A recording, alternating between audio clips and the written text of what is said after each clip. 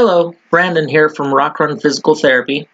In today's video, what I want to talk about is Achilles tendonitis, which is basically an inflammation of the Achilles tendon, or calcaneal tendon as sometimes it's referred to as.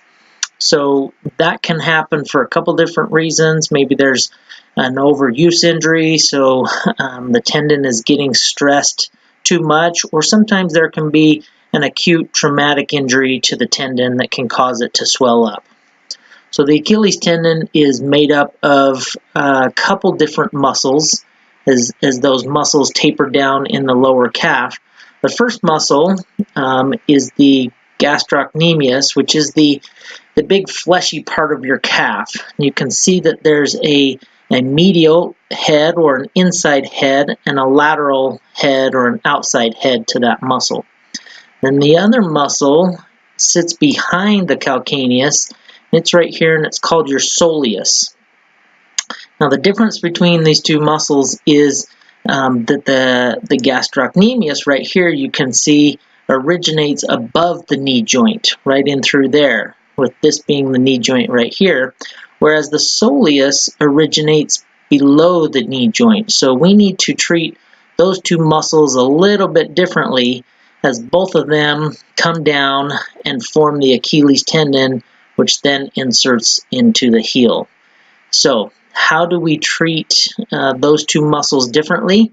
At some point in the recovery from Achilles tendonitis and the treatment for that, we need to do some stretches, and we need to stretch those two muscles differently. Let's take a look at those stretches. So the first one is to stretch the gastrocnemius, or the gastroc, that crosses above the knee joint. As you can see here, we're stretching this back leg.